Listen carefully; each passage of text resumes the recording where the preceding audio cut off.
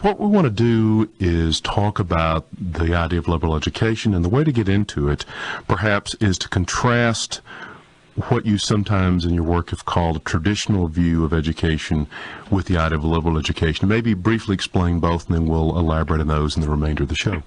Yeah, well, the Greeks had an idea that I think some of us also have, that the best way to educate young people is to bring them up in the traditions of a community and to teach them to internalize those traditions.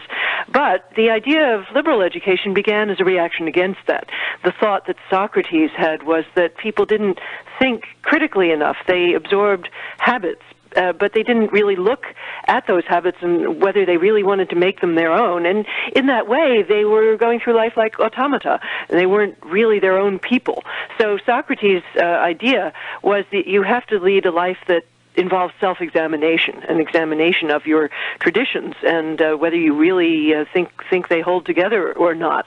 So that was the root of the idea that I like. And then the Stoic philosophers, who came several centuries later than Socrates, developed it further, and they noted that the word liberal, the Latin word that we get our word liberal from, really means connected to freedom. And what they said is you've only got a liberal education. If you've got an education that makes you a free person, that means able to take charge of your own reasoning and reason for yourself, not just deferring to the authority of whether it's of your teachers or of your parents.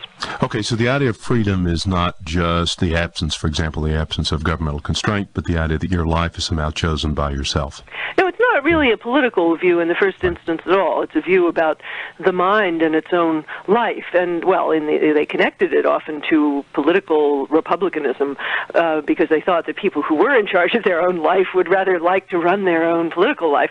But it started as a view about what's a worthwhile life for a person to lead. And the idea is you're not really fully human if you just parrot someone else's views all through your life and you don't ever ask whether you want to make those your own. So the idea was that education should be a wakening up and a leading out of the mind. Educare means to lead forth. And so the idea is you lead the person forth from the stupor of just moving through life by habit to a life when they really can take charge of themselves and know what they themselves stand for.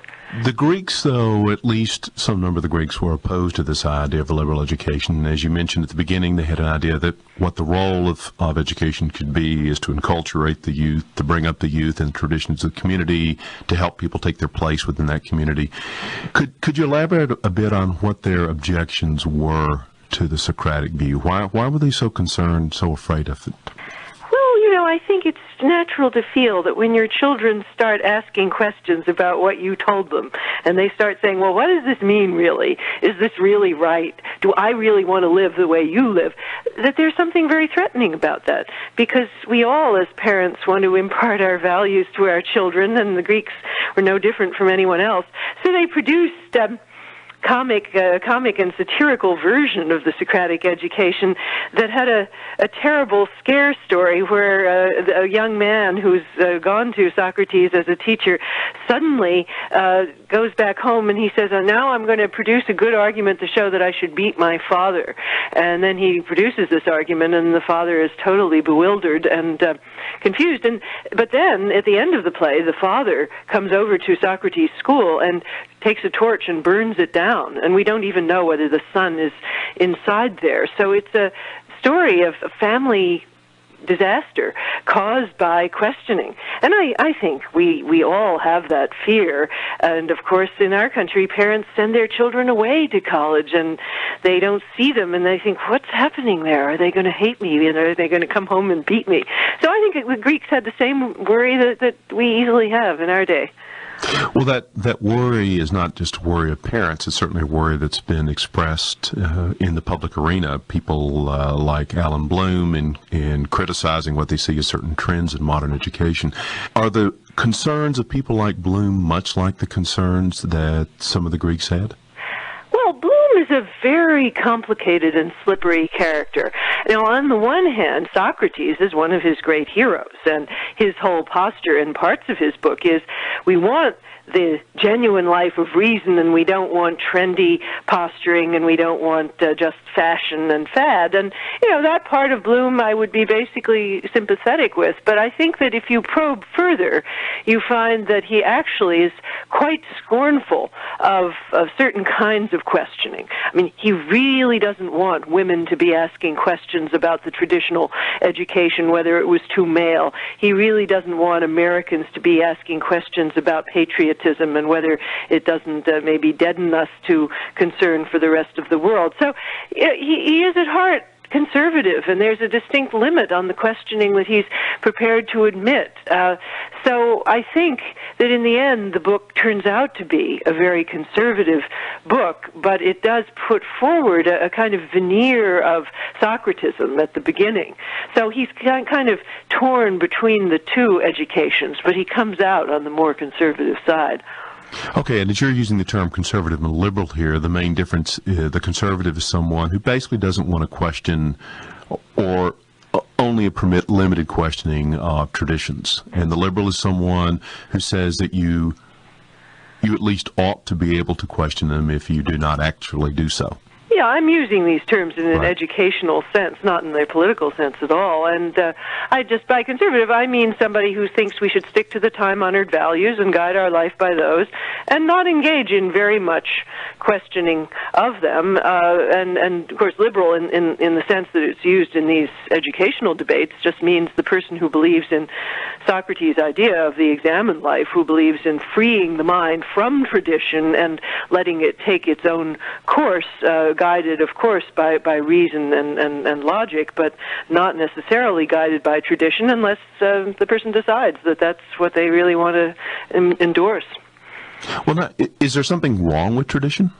Well, is that part of the Socratic ideal? It's very interesting that Socrates, in the end of the day, I think he was very sympathetic to quite a lot of the traditions of his society, but he just thought that they wouldn't last long and they wouldn't do the work they ought to do if they weren't, if people didn't ask themselves what they really wanted to keep and what they didn't want to keep. So, for example, he does clearly make it clear that he thinks democracy is the best form of government, and he says he's like a gadfly on the back of democracy, which he calls a noble but sluggish horse. Now, I think what he means there is that if we go through life as in a democracy by sound bites, by advertising, by slogans, then we're not really awake. And although democracy is a noble horse, and I think he meant by that most of its basic ideas are pretty good ones, nonetheless, if the horse is asleep, it's not going to do very well in a race against some other kind of regime. So it's a way of getting the best out of the values we have by scrutinizing them, by throwing out the ones that are inconsistent with other ones that we hold. But it doesn't mean, of course, that you throw out the whole bag of them. You couldn't possibly, because what Socrates asks you to do is to start from where you are and scrutinize the beliefs you hold and ask which among those you really care about most deeply. So you're never asked to throw them all out. You test some against others, and you see which are the ones that are really deepest and best. Okay, so the idea of the liberal is not someone who automatically throws traditions out. What they do is they question them. They may find themselves rejecting some of them, modifying others, and accepting some. But on Socrates' view, they'd somehow better appreciate or understand even those that they accept. Yeah, I think they have a deeper understanding of the full reach and value of their own convictions. I mean, let me just give an example from the contemporary debate. I think a lot of what the new area of women's studies has done is to challenge the disciplines to think about their norms in the light of an idea of equality that at some level all Americans endorse. So Americans have always said that all people are created equal, but they haven't always meant it, or they haven't really thought it through. So they haven't really thought about what it would mean to think through the idea that women are fully equal. And what women's studies people say is, well, it might really mean some very serious changes in the way we think about biology, about psychology, in the way that, let's say, medical schools teach which paradigms of the human body they view as central. It may also mean a different way of thinking about work and the economy, where we start valuing women's housework and we don't just shove it to the periphery. We think that that is productive labor. And so in all those ways, thinking through the idea of equality leads you to make some maybe quite radical changes in the way you think about a discipline, but that's because you're holding on to and working through a noble idea that you already held. Okay, so the challenge actually often provides a better way of understanding the tradition itself, or at least an elaboration on that tradition. Yes, I think that's absolutely right. That you really haven't, if you're just doing something because your parents told you to do it, then doesn't give very much respect to that tradition itself. I mean, most often people want their own ideas to be accepted by others because they're right or because they're noble, not just because somebody said, well, you better believe it. And so too with a tradition. You don't really respect it if you don't think it through and think why it's right, if you just repeat it and parrot it. Well, now, what are some of the skills that one would acquire in an education that would enhance the chance of being able to criticize the tradition in the kind of way you've been talking about? Well, I think I talk about really three different kinds of skills. Of course, I'm talking about the humanities, not about science now, but three within that part of a liberal education that are most important. And I think the first is just the ability to reason logically, to test what you say or read for consistency, for argumentation. And so, for example, to be able to read a newspaper editorial or listen to a political speech and to ask the question, does this all hang together? Does this conclusion follow from what was said before? And this is a very basic human ability that small children quite readily have, but of course it needs to be developed and further refined, because we often glide over things that don't make much sense and we don't realize that they don't make sense. So that's the first. The second is just the ability to think beyond your immediate context, the ability to think of yourself not just as an American who lives in Chicago, as I do, but as a citizen of a very complex, interlocking world. The Stoics added this to Socrates' idea because they were already living in a complex, interlocking world, and they were well aware that people are often thinking in too narrow a way, and that damages their relationship with their fellow citizens in the world, because they just make assumptions that come from their own context, and then they don't test them against the experiences of people who live elsewhere or who think differently. So my second suggestion is that we really need to learn that kind of worldwide thinking about how problems that might be similar arise differently in different contexts, how human beings experience life in different contexts. And then the third, which is closely connected to that, is an idea of the imagination. I think learning some facts about another part of the world is one thing we have to do, but they don't make sense. They don't really add up to much in the way of understanding unless we cultivate our ability to imagine what the world looks like to a person who's differently situated, whether it's a woman or a person in another country or what have you. And that, again, is something the Stoics really laid great stress on. They said that you really can't understand what somebody's saying unless you have entered into that person's mind and seen the action from that person's own point of view, or understood the statement from their point of view. So I think that means the arts and literature, music, and so on have a very big place in cultivating the kind of citizen that I have in mind, and that a liberal education can't afford to do without a great deal of place for the arts. Okay, I want to pursue that in the second half of the show. I'd like to pause for a moment for the benefit of anyone who's tuned in late. This is Ideas and Issues. My guest today is Martha Nussbaum, the Ernst Freund Distinguished Service Professor of Law and Ethics at the University of Chicago, and our topic is the Greek ideal of liberal education. Okay, I want to build on what you were just talking about, the kinds of skills that one acquires. And I know that one of the particular concerns that you have in your book, Cultivating Humanity, which I found quite fascinating, is the role of what you call multicultural education. Some critics have expressed great concern that we're no longer just reading the sacred canon in our schools, that we're not just reading Shakespeare, but we're also reading the works of women, minority groups, and they've questioned that. And you think, in fact, that's a mistake, that familiarizing yourself with the work of people outside the tradition is a very important part of what it is to be a liberally educated person. And Yes. It seems to me it ties in with those skills you just mentioned. Perhaps you could just begin by elaborating on that, and then we can pursue it a little bit further. Yeah, sure. Of course, as a classicist by training, I know that these canons get put together by all kinds of accidents. I mean, what survived in the sands of Egypt, and so it just survived by accident a lot of the time. And then, of course, I know well that a lot of the works I'd most like to read from the ancient Greeks are lost. So I came to this topic with a healthy, I think, skepticism about the canon.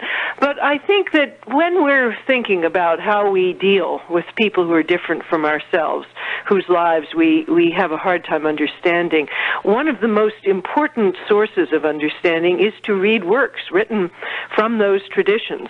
And so you can justify the inclusion of non-standard works in the canon simply by that imperative of better mutual understanding. I mean, if we're going to, let's say, break down some of the barriers of racial suspicion and misunderstanding in this country, well, one way to do it certainly is to have more integration in the classroom itself and to learn in personal encounters much more about the lives of others. But sometimes that's very hard. As Marcel Proust said, a real person imposes a dead weight that your sensitivity cannot remove. And he meant it's very hard to see what another person is thinking if that person is not only different from you, but of course suspicious of you for various historical reasons. So fiction is a great aid, I think, in understanding the problems that we face in our society when we deal with differences of race and gender and class. It's not sufficient all by itself. We need the personal encounters, too, and we need historical facts, too. But it's a very, very important part. So, for example, if I'm teaching my law students a course in law and literature, I want to make sure to include novels by African Americans, such as Native Son by Richard Wright and Invisible Man by Ralph Ellison, because I think those novels take them much further into what they need to understand as lawyers who are going to be dealing with problems of race than even a casual encounter with African American students in their own classroom could ever do. So I think there's a very good rationale for making these non-canonical texts part of the education for everyone. Now, I think it's a legitimate fear that this multicultural education is introduced merely as a strategy of identity politics. That is, it would be very bad if African Americans said, oh, we're going to go off and read African American fiction and you can go off and read white fiction. That would defeat the whole purpose, in my view, which is that we should all try to do more to understand each other.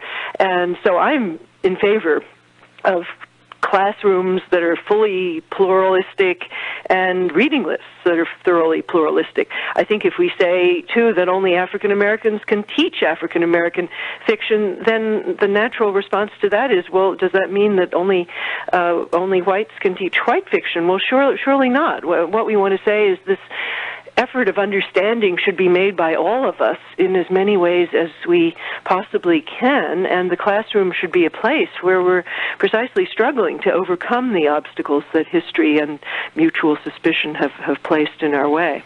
All right, so the literature of groups with which we're not familiar will certainly help develop two of those skills, at least two of those skills that you talked about, taking us beyond our immediate context, helping us understand people who are different from us, how they live, how they think, how they relate, and also stimulating the imagination in certain kinds of ways. I wonder if you could maybe give an example from some literature about how the literature might serve those purposes. Well, all right, let's take Native Son, since I mentioned that. Now, In the novel, there is a part near the beginning where the young white University of Chicago student Mary Dalton is being driven by Bigger Thomas, her African-American chauffeur, to her class at the University of Chicago. And they're going down Lakeshore Drive, and she points up at some looming tenements on probably around 31st Street, I think it's supposed to be. And she says, you know, Bigger, I've never been inside of those apartment buildings, but she said, I'd really like to go in and see how your people live. Now, of course, she adds, they must live the way we do because they're human. Now, that's very revealing because it shows that she really hasn't been able to understand the difference between her privileged life and Bigger's very, very different life. However, from page 1 of the novel, the reader has been inside that so-called apartment building and has seen what it's like for 4 people to live crowded together in a single room where they can't undress without hiding behind the furniture, where they can't begin to eat breakfast until somebody has killed a big rat with a frying pan. So the vivid description of that enclosed, imprisoned life has been with the reader all along. And I think that passage in the novel is, as it were, self-referential. It's saying, wouldn't it have been better if Mary Dalton had had different classes at the University of Chicago where she would precisely have learned the things that she doesn't know now?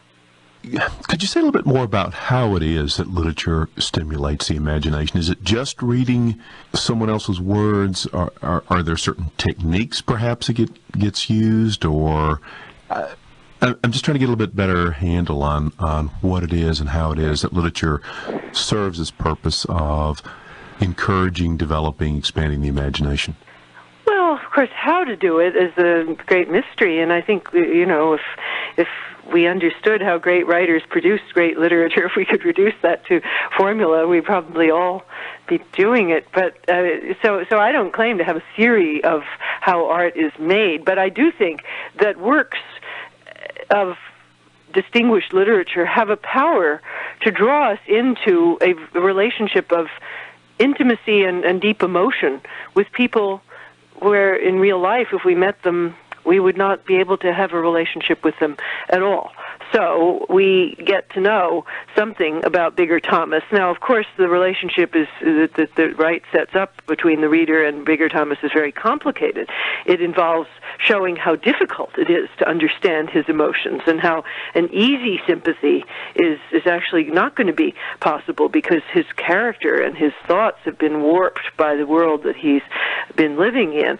So I think Wright quite cannily repels an easy and facile relationship of pity to Bigger, but he then cultivates the much deeper and more politically pertinent kind of sympathy of getting the reader to say, wouldn't it have been terrible to have been a little child in that world? Maybe I too would have murdered somebody, and maybe I too would have been so enraged and so enclosed in that world that I wouldn't have been the good person that I pride myself on being. So in that way, I think it cultivates all kinds of thoughts about how character and circumstance are shaped by their social setting, how even something so simple as the ability to hope is shaped by a social setting. And so I think, you know, fiction does this by hooking us in, by giving us pleasure in the act of imagining these complicated scenes and by entertaining us, by making us follow the plot. Ralph Ellison wrote in his preface to Invisible Man that novels can be rafts of hope, perception, and entertainment that can help the democracy negotiate the snags and whirlpools that they encounter on the way to the democratic ideal. And I think that's a wonderful image, the idea being that the pleasure and the entertainment is wrapped up with the perception. The raft is built of both, so that if the novel is not entertaining, if it's just a sermon, then you're not going to learn from it what you can learn. But by drawing you in and getting you involved with these lives, then the novel is able to awaken emotions that you may never have felt. Okay, so it in some way transports us to possibilities that we just certainly have never had and perhaps never could have. Yeah. Now let me ask, because you've talked about, used language of sympathy, pity. and other terminology that suggests a certain moral dimension that arises from or can be prompted by the imagination. And I know that's something that you've dealt with in some of your other works. I wonder if in the last 3 minutes of the show you can talk a little bit about that, the way in which imagination, which is going to be part of a liberal education, can actually make us more sensitive, more caring, more understanding human beings. Well, I think one of the greatest problems we have as human beings is obtuseness and deadness to the sufferings of others. And, of course, we need ethical theories to inform us about what we ought to care about and on what basis. Emotions all by themselves don't do that, because we can sometimes have emotions that are directed at the wrong thing, or we often feel sympathy for just our own family, and we don't have sympathy for someone who looks different from ourselves. So I think these emotions and the imagination that goes with them are not reliable in and of themselves, but I think that if you sort of think about how a good theory of human concern, I mean, let's say we have the idea that we all ought to be concerned for all human beings and we ought to help them in certain ways. How could that become real in a human being, in a human life? The answer has to include the cultivation of the imagination and the emotions, I think, because we can't do good for other people by duty alone, even if we want to, because we don't understand what we would be doing for them if we haven't tried to think what it's like to be them. So that if you have somebody who's, let's say, take a public example, a judge who's trying to do the right thing in settling let's say, a case of sexual harassment in the workplace. Well, he has to be able to imagine what it's like to be a woman, and then he has to be able to pose the question, is this a hostile and threatening environment or not? Now, that takes imagination, and if that person has never exercised imagination up until that time, probably the person will do a bad job. And there are all kinds of ways, all through our lives, public and private, where we have to pose these questions. How hostile is something? How difficult are certain conditions? How worthy of being aided is this suffering person? And we can't answer them, I think, without the ability to try to put ourselves in that place and to do it with refinement, as people who have imagined something before and who've been practicing that since childhood. Okay, in the last 30 seconds or so, could you sum up and talk about how this ties in again with the notion of liberal education? Yes, I think liberal education in this country has moved a long way. I think we're doing a lot better at trying to use the opportunity of liberal education to acquaint ourselves with the people that we live with in this world. And the way that I want to do this is to lay great emphasis on the ability to take ourselves outside our narrow, smug selves and to be able to come into contact with the reality of distant lives through history, through the imagination, and through thinking about ethical difficulties. And I think, actually, our colleges and universities are moving along very, very well on the whole on those problems. Well, thank you very much for appearing in the show today. Thank you very much, Hugh. I enjoyed it. And speaking today with Martha Nussbaum, the Ernst Freund Distinguished Service Professor of Law and Ethics at the University of Chicago. This is Hugh LaFollette for Ideas and Issues. Good day.